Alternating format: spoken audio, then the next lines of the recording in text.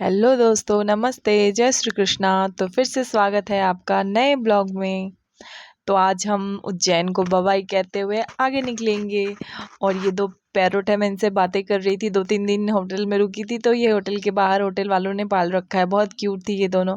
इसको मैंने बिस्किट खिलाया, पत्ते भी खाती है। ये दोनों झगड़ती रहती है, बहुत क्यूट भी है, प्यार भी करती है दोनों एक दूसरे से। तो मैं इसको बस बाय बोल रही थी और इसको मैंने कैप्चर किया कि इसको मैं याद करूँगी जाके। बस चलते चलते उज्जैन को बाय कहते हुए हम आगे की तरफ बढ़ गए। और जब हम उज्जैन आए हैं तो उससे मात्र 100 किलोमीटर आगे पड़ता है ओमकारेश्वर। तो उनके दर्शन कैसे नहीं करेंगे। तो हम चल दिए ओमकारेश्वर की तरफ। और ओमकारेश्वर इंदौर से होके जाता है। इंदौर बीच में आता है, उसके आगे और छोटे छोटे शहरें आती हैं, उसके बाद आता है ओमकारेश्वर। तो बस हम निकल दिए और अब हम पहुंच गए इंदौर। इसको क्लीन सिटी का अवार्ड मिलता है और ये क्लीन सिटी के नाम से जाना जाता है।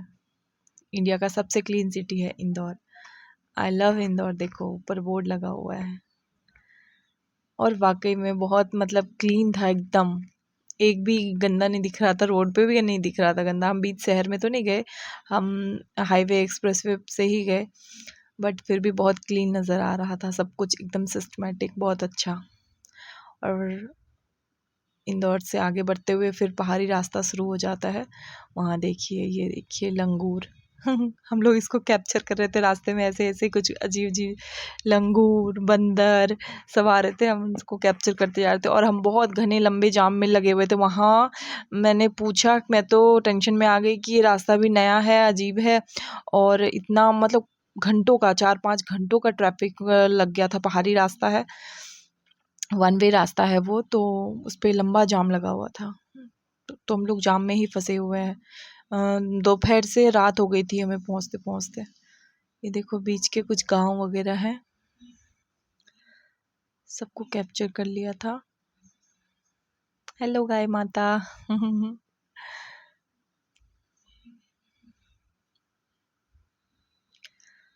हाँ दे यार, क्या कैप्चर किया है भव्या ने।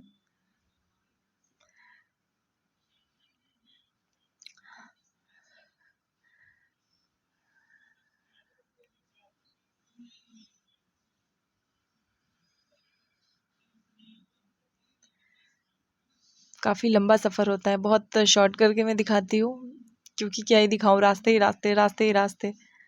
इतने रास्ते आते हैं ना बीच बीच में। हर एक गांव, जैसे जैसे एक गांव आता है ना, वैसे वैसे गांव की हवा चेंज हो जाती है, सब कुछ चेंज हो जाता है, वेदर चेंज हो जाता है। कहीं बारिश हो रही है, कहीं धूप हो रहा है। देख रहे हो कैसा कैसा मौसम हो रहा है। और एकदम बहुत तेज़ तेज़ हवा भी चल रही थी, आंधी सी आ रही थी। बाहर अंदर से गाड़ी से देख के लग रहा था वाह कितना मज़ा आ रहा होगा। बाहर अच्छी तो थी, हवा ठंडी थी, बट बहुत धूल और ये सब आती है ना गाड़ी में। और जब लंबा सफ़र हो तो थक जाते हैं, इसलिए गाड़ी के अंदर बैठना, कांच बंद करके एसी चलाना ही बेटर रहता है। तो बस हम लोग पहुँचे, रेस्ट किया, रात हो चुकी थी, रेस्ट वेस्ट किया। फिर नेक्स्ट डे मॉर्निंग में उठे हम और चल दिए ओमकारेश्वर दर्शन करने के लिए।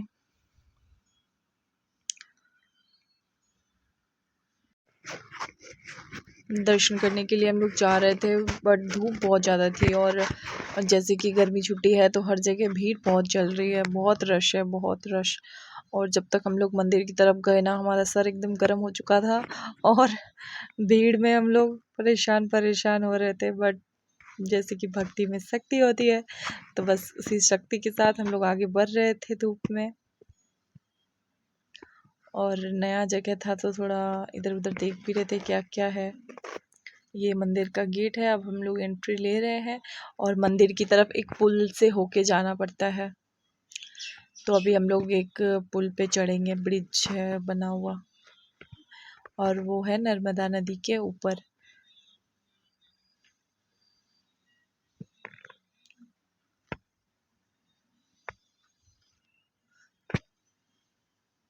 बहुत बहुत ज़्यादा गर्मी है। और ये तो कोई पूछने वाली बात नहीं है ना कि अभी आप लोगों के यहाँ कैसा मौसम होगा। ऑफ कोर्स गर्मी ही होगा, हर जगह गर्मी ही चल रही है, सिवाय उत्तराखंड पहाड़ों पे छोड़ के, वो भी बहुत ऊंचे ऊंचे पहाड़ों पे। बाकी तो हर जगह गर्मी ही गर्मी है अभी।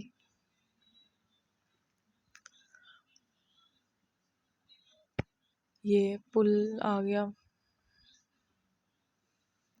ये देखिए बहुत सुंदर है, ऊपर से तो बहुत सुंदर दिख रहा था सब कुछ। आगे जाने से बहुत चल के जाना पड़ता है, फिर सीढ़ियाँ आती है ऐसे, मतलब थोड़ा सा घुमावदार रास्ता है वहाँ जाने के लिए।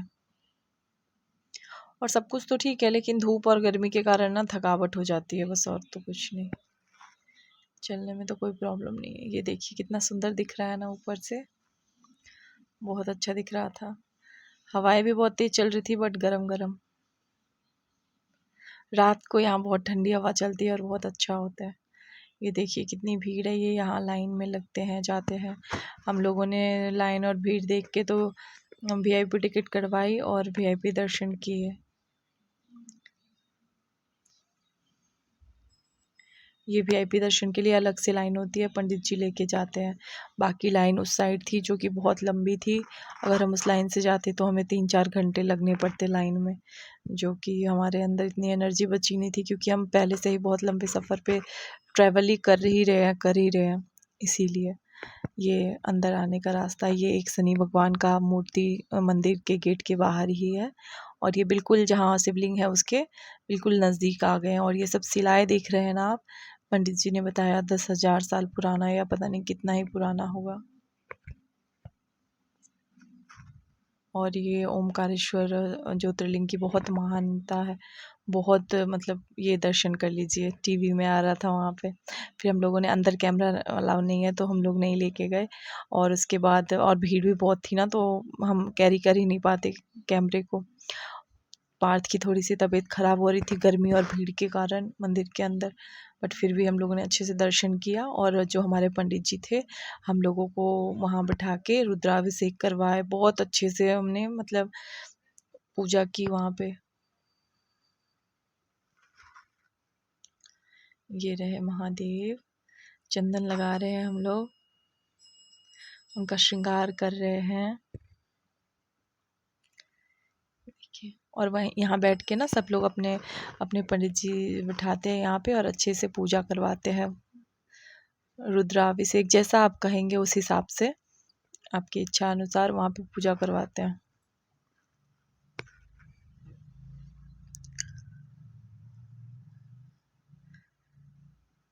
और सब कुछ वहाँ पे मिलता है, आसानी से मिल जाता है, पूजा का सामान, बेलपत्र, प्रसाद, सब कुछ। तो हम लोगों ने पहले ही ले लिया था। अंदर तो कुछ चढ़ाने देते नहीं है, क्योंकि इतनी भीड़ होती है, तो बाहर ही यहीं बिठा के अच्छे से पूजा करवाते हैं।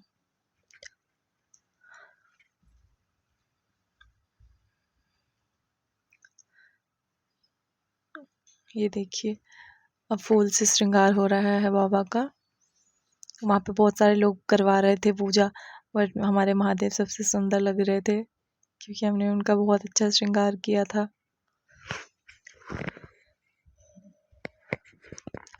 ये आरती, पूजा हो गया, अभिषेक हो गया, अब आरती बज गई। हम लोग आरती करके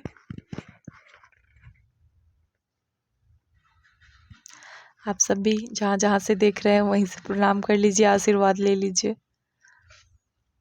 साक्षात शिव जी हैं यहाँ पे विराजमान। और पूजा वगैरह करके हम लोग नीचे आ गए। बट क्या हुआ ना कि इनका मन भरता नहीं है, हमें करीब 1-1.5-2 घंटे हो गए थे पूजा करते हुए, फिर भी ये वहीं रुक गए ऊपर। और ऊपर गर्मी ज़्यादा थी, पार्थ की तबीयत ख़राब हो रही थी, तो हम लोग नीचे आ गए थे कि कुछ खिला पिला देते हैं बच्चों को, लेट हो गया था इस कारण उसकी तबीयत ख़राब हो रही थी।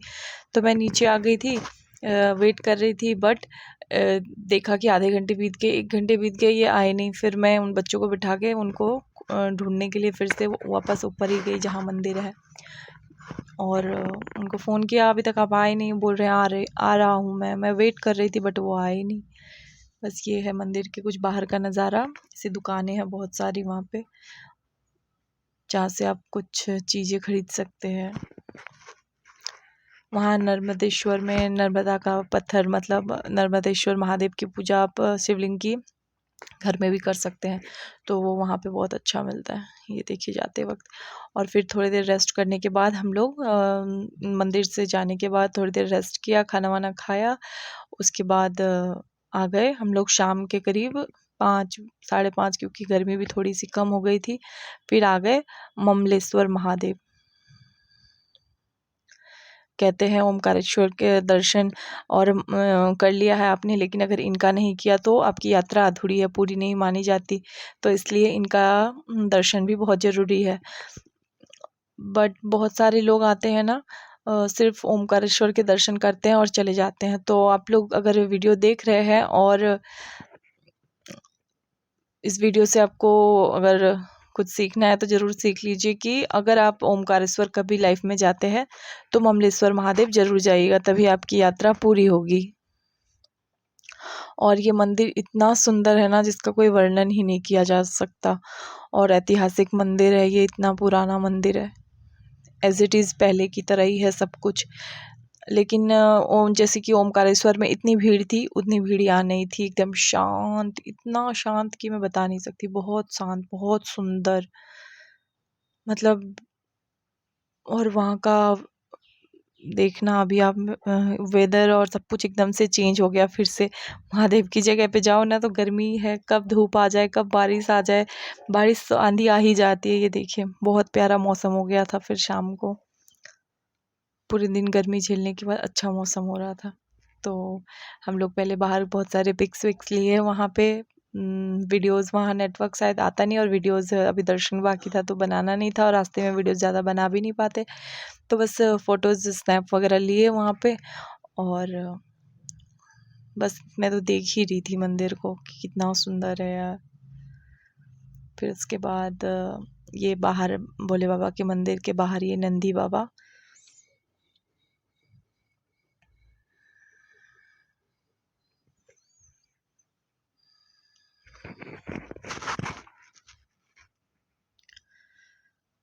ये देखिए हम लोग फ़ोटो वोटो ले रहे थे, मैं इनको कह रही थी स्माइल तो कीजिए।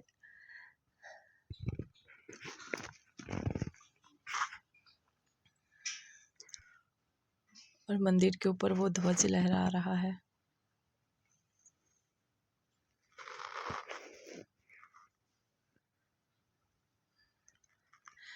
आप सब भी अपनी अपनी लाइफ में एक बार ज़रूर जाए हर ज्योतिर्लिंग पे। हमारा हिंदू होने के नाते ये हमारा धर्म है।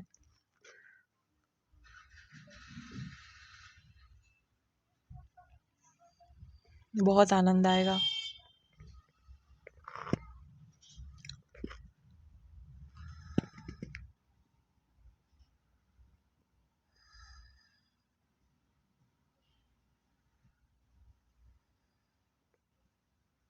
ये देखिए अब हम लोग अंदर गए, आप लोग भी दर्शन कर लीजिए और धन्य हो जाइए, अपने जीवन को सफल बनाइए। ये देखिए, हर हर महादेव, हर हर महादेव, हर हर महादेव।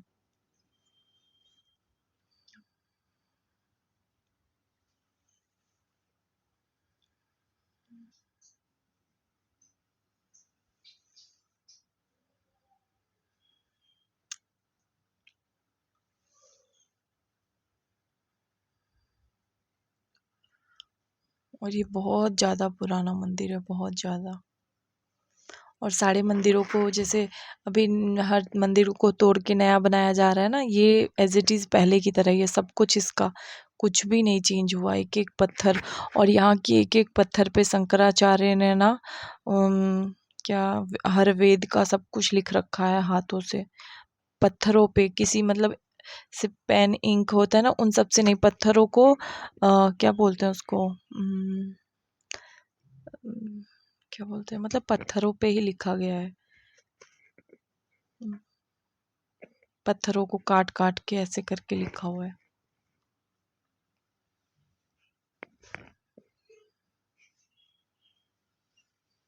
अंदर ना थोड़ी घुटन सी हो जाती है, क्योंकि ऐसे जितने भी आप देखेंगे, गौर करेंगे कि जितने भी महादेव के ज्योतिर्लिंग है ना, वो ऐसे एकदम बंद है, बाहर से कोई कनेक्शन नहीं, अंदर जाने के बाद एकदम बंद। और भीड़ होने के कारण ना दम घुटने सा लगता है। वो तो भक्ति ही होती है कि ये देखिए इस तरह से बारीक बारीक लिखी हुई है बिल्कुल। मैंने बस यूं ही कैमरा ऑन करके छोड़ा हुआ था, क्या रिकॉर्ड हो रहा है नहीं हो रहा है मुझे कुछ नहीं पता था, लेकिन महादेव की कृपा से महादेव थोड़ी सी उनकी झलकियाँ दिख गई तो आप लोगों को भी दर्शन करवाया मैंने। फिर वहाँ पे भी हर जगह पंडित जी होते हैं, वहाँ भी हमारे साथ एक पंडित जी थे जिन्होंने हमारी पूजा करवाई थी। फिर वहाँ पे भी उन्होंने भी अभिषेक करवाया, पूजा करवाई। और उज्जैन की तरह यहाँ भी जो प्रमुख मेन मंदिर है वो सब भी हमने फिर रात में एक लोकल ऑटो बुक किया और सारे मंदिरों के दर्शन किए। तो वही हम लोग निकल पड़े थे दर्शन के लिए, जिसमें कि एक मेन मंदिर है विष्णु जी का, जहाँ पे 52 फीट ऊंची प्रतिमा है, विश्वरूप श्रीहरि का। जब कृष्ण जी अर्जुन को उपदेश देते हैं और उनको अपना बड़ा रूप दिखाते हैं, वो दिखाने की कोशिश की गई है यहाँ पे, उन्हीं का मंदिर है मेन। ये देखिए, और ये भी नर्मदा नदी के किनारे ही है। और ये हाथ में मेरे बाल गोपाल।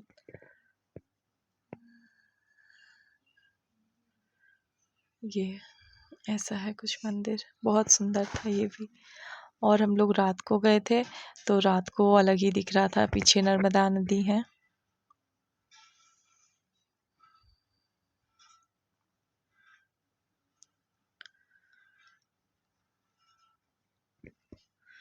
बहुत खूबसूरत था, इतनी सुंदर कलाकारी की गई है ना मंदिरों में। बाहर की जो ये शिलाएं हैं इतनी सुंदर सुंदर है, इतनी पुरानी है। और उसके बाद हम नेक्स्ट मंदिर में आ गए, ये भी भगवान विष्णु का ही मंदिर है। इनका नाम तो मैं भूल गई शायद, लेकिन ये विष्णु जी का ही मंदिर है और ये भी बहुत पुरानी है, 4-5 हजार साल पुरानी।